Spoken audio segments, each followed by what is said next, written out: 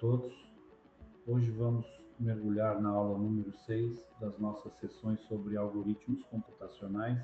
O tema central de hoje são as estruturas de dados, um conceito fundamental para qualquer programador que deseja ir além das operações matemáticas simples e começar a lidar com conjuntos organizados de informação. Sou o engenheiro António Almeida e vou guiar-vos nesta jornada pelo mundo das estruturas de dados. O nosso roteiro de hoje é bastante completo. Começaremos pelas estruturas homogéneas, focando em vetores e suas operações, incluindo a ordenação e a pesquisa de dados, competências essenciais para a eficiência algorítmica. Depois subiremos um degrau de complexidade para as matrizes bidimensionais. Por fim, exploraremos as estruturas heterogéneas, conhecidas como registros, e como combiná-los em matrizes para resolver problemas do mundo real, fechando com exercícios de consolidação. Para começar, pensem no seguinte: até agora usamos variáveis simples como se fossem caixas isoladas que guardam apenas um valor. Nesta aula vamos expandir essa visão, vamos aprender a usar vetores e matrizes que funcionam como armários organizados para guardar coleções de dados do mesmo tipo. Além disso, veremos os registros que nos permitem agrupar informações de tipos diferentes sob uma única etiqueta. Essa evolução é o que permite aos algoritmos lidar com grandes volumes de informação de forma estruturada e profissional. Ao final desta sessão, vocês deverão ser capazes de dominar o conceito de variáveis indexadas e aplicar vetores em cálculos e ordenações. Vamos aprender métodos clássicos de pesquisa, como a binária e a sequencial, e entender como as matrizes funcionam como tabelas de memória.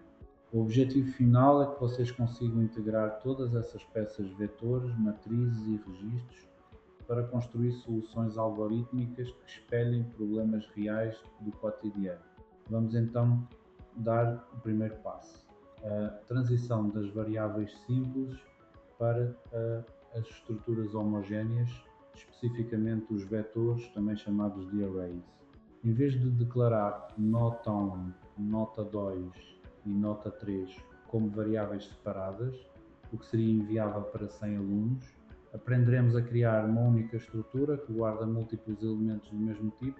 Isso torna o código muito mais limpo, compacto e facilita tarefas como cálculo de médias e inversão de valores.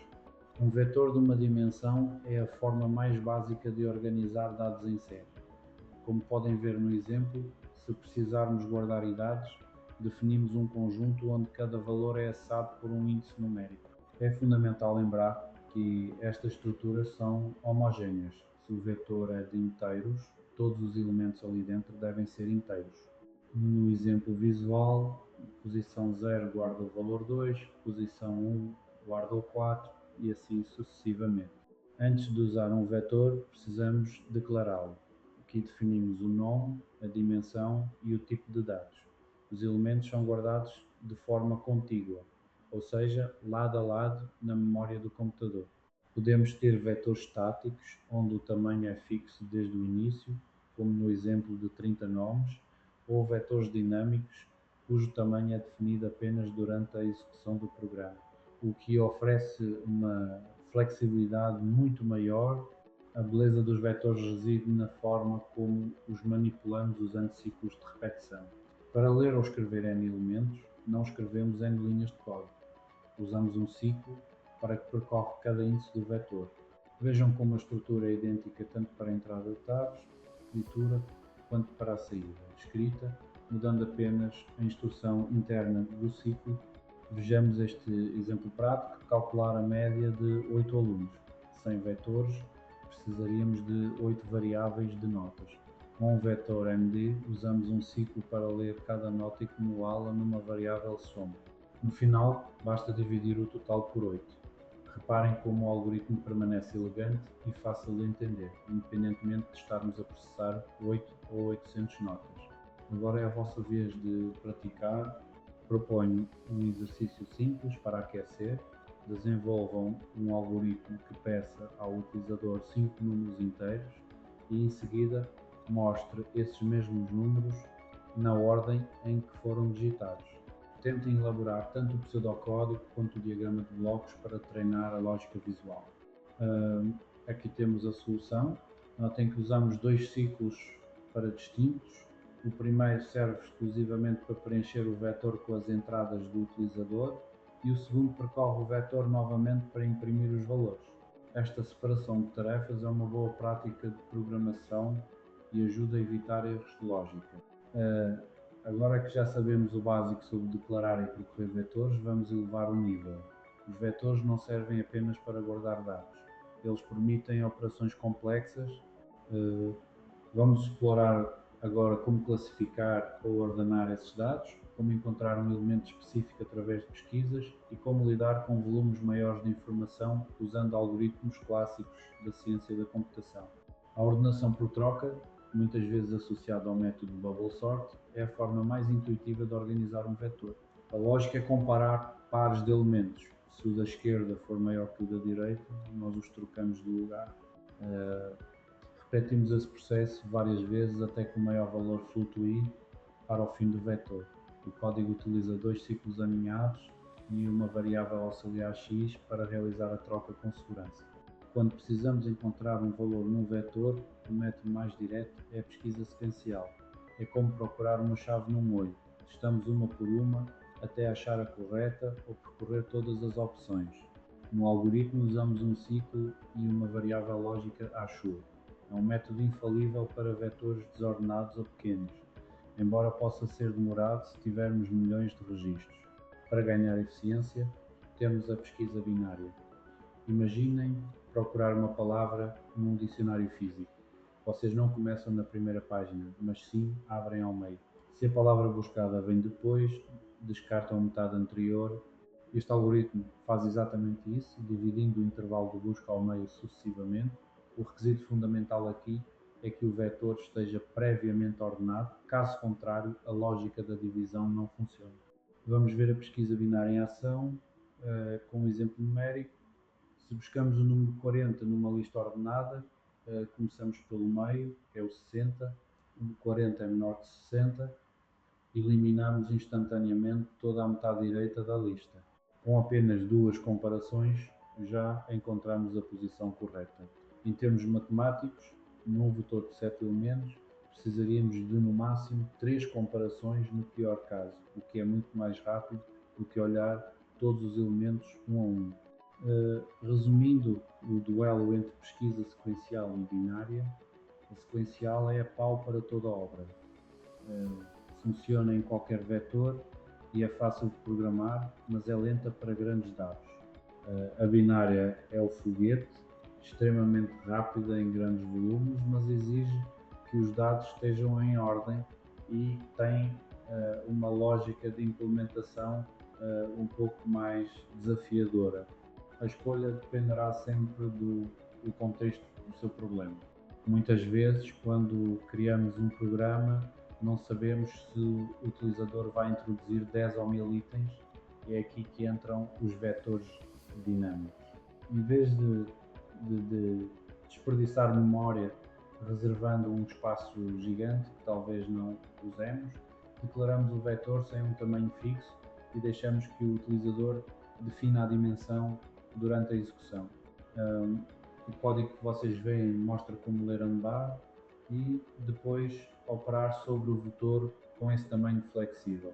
Vamos consolidar o conceito de ordenação com mais um exercício. O desafio agora é pedir 6 números ao utilizador e utilizar o algoritmo de ordenação por troca para organizá-los de forma crescente antes de os apresentar no ecrã. Este exercício combina a leitura de vetores com a lógica de trocas que vimos anteriormente. Observem a solução. O coração deste algoritmo está no bloco central, com os ciclos y e epsilon e já. O ciclo interno SG começa sempre uma posição à frente de IM, permitindo comparar cada elemento com todos os seus sucessores. Se encontrarmos um valor menor à frente, a variável x entra em cena para facilitar a permuta. No final, o terceiro ciclo para, apenas exibe o resultado já organizado. Voltando ao tema da memória, é importante reforçar porque usamos vetores dinâmicos. Os vetores estáticos são rígidos.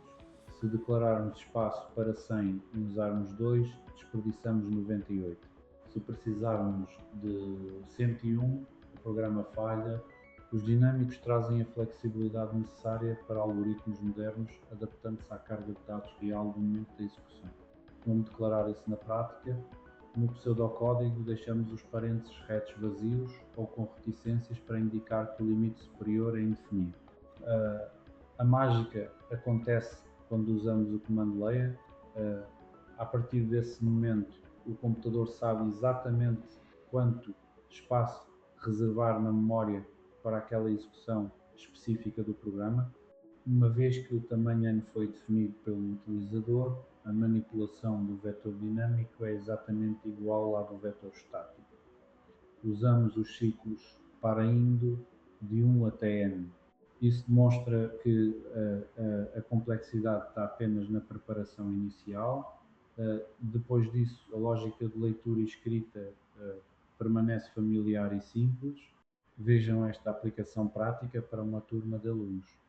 Como o número de alunos varia de ano para ano ou de turma para turma, o uso de NUT torna o programa universal. Ele lê as notas, calcula a soma e a média, funcionando perfeitamente, seja para uma turma pequena de 5 alunos ou para um curso inteiro com centenas de estudantes. Mas nem tudo são flores. Embora os vetores dinâmicos sejam flexíveis e eficientes no uso da memória, eles exigem mais planeamento.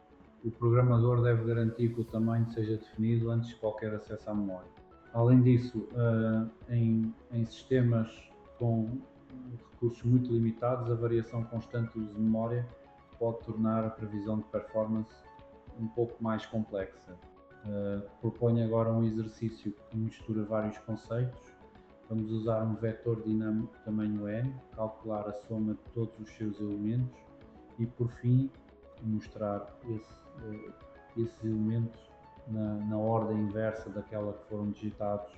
Este último ponto vai exigir uma pequena mudança na forma como construímos o nosso ciclo de repetição. Na solução, reparem no segundo ciclo que para, em vez de ir de 1 até n, ele começa em n e vai até 1 com um passo negativo 1. Esta é a forma clássica de percorrer uma estrutura de trás para frente. O cálculo da soma é feito durante a leitura, o que otimiza o tempo de processamento do algoritmo. Até agora estivemos numa única dimensão, mas o que acontece se precisarmos de uma tabela, entramos no mundo das matrizes. Uma matriz bidimensional organiza os dados em linhas e colunas, como uma folha de Excel ou um tabuleiro de xadrez. Cada elemento agora precisa de duas coordenadas para ser encontrado, o índice da linha e o índice da coluna. Por exemplo, uma matriz de notas para 30 alunos em 4 provas diferentes. Na declaração, indicamos os dois intervalos de índices. Internamente, o computador ainda guarda esses dados de forma linear na memória, geralmente linha após linha, mas para nós, programadores, a abstração visual de uma tabela facilita muito o raciocínio lógico para problemas multidimensionais. Para manipular matrizes, a regra de ouro é: se temos duas dimensões, precisamos de dois ciclos aninhados. O ciclo externo geralmente percorre as linhas I e o ciclo interno percorre as colunas I. Assim passamos por cada célula da nossa tabela, seja para ler um valor do teclado ou para imprimir um resultado no ecrã. Vejam este exemplo prático: calcular a média de 5 alunos em 3 provas cada. O ciclo externo foca no aluno. Para cada aluno, reiniciamos a soma, corremos o ciclo interno para somar suas 3 notas, calculamos a média e mostramos o resultado. É uma estrutura hierárquica muito poderosa para processamento de subconjuntos de dados. Vamos praticar a visualização. O objetivo deste exercício é ler números para uma matriz 3x3 e depois mostrá-los exatamente no formato de uma tabela. Lembrem-se que, embora o pseudocódigo suporte isso, ferramentas como o Flogoritmo têm limitações com matrizes 2D, por isso foquem na lógica do algoritmo. Aqui está o truque para a exibição em formato de tabela. No segundo ciclo de escrita, imprimimos os elementos da mesma linha lado a lado, com um espaço entre eles. Somente quando o ciclo interno das colunas termina, inserimos uma instrução de mudar de linha ou escreva vazio para começar a próxima linha da matriz no sítio certo. Mudamos agora para as estruturas heterogéneas, os registros. Até aqui todos os dados no vetor tinham que ser do mesmo tipo, mas na vida real um aluno tem um nome, cadeia, uma idade inteira e uma média real. O registro permite-nos agrupar essas informações de naturezas diferentes numa única unidade lógica, tornando o código muito mais próximo da realidade. Para declarar um registro, definimos uma estrutura com vários campos. Imaginem isto como a ficha de um funcionário. No exemplo, o registro funcionário engloba o nome, a idade e o salário. A partir daqui, a variável funcionário não guarda apenas um valor, mas sim um conjunto de atributos que definem aquele objeto. O acesso aos dados dentro de um registro é feito através da notação de ponto. Escrevemos o nome da variável do registro, um ponto e o nome do campo que queremos aceder. Por exemplo, funcionário, nome para atribuir ou ler o nome, é uma forma muito clara e legível de referenciar a informação. O verdadeiro poder surge quando combinamos tudo. Matrizes de registros. Podemos criar um vetor onde cada posição é por si só um registro completo. No exemplo, temos uma turma de 30 alunos e cada um deles tem seu próprio nome, idade e média. Para ler os dados, usamos um ciclo que percorre o vetor e a notação de ponto para preencher cada campo do aluno atual. Porquê os registros são tão importantes? Porque eles são a ponto para conceitos mais avançados.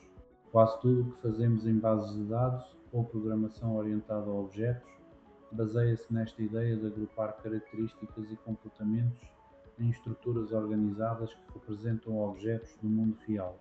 Para encerrar a parte prática, vamos a um desafio completo. Gerir os dados de 3 funcionários.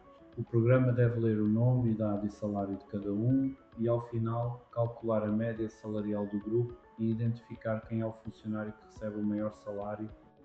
Este exercício exercita a leitura de registros, cálculos acumulados e lógica de comparação.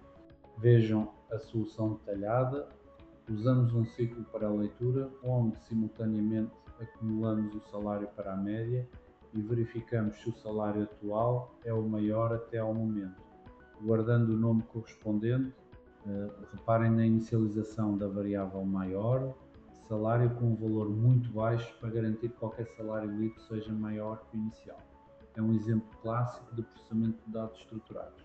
Para quem desejar aprofundar os estudos, aqui está a bibliografia recomendada. Destaco as obras de Manzano para uma introdução lógica e o clássico de Corman, que é a Bíblia dos algoritmos a nível mundial, abordando estas estruturas com um rigor matemático e computacional profundo. Chegamos ao fim da nossa aula sobre estruturas de dados. Espero que a transição de variáveis simples para vetores, matrizes e registros tenha ficado clara. Estes são os blocos de construção para qualquer sistema de informação. Caso tenham dúvidas ou queiram comentar algum ponto, deixo aqui os meus contactos. Muito obrigado pela atenção e bons estudos.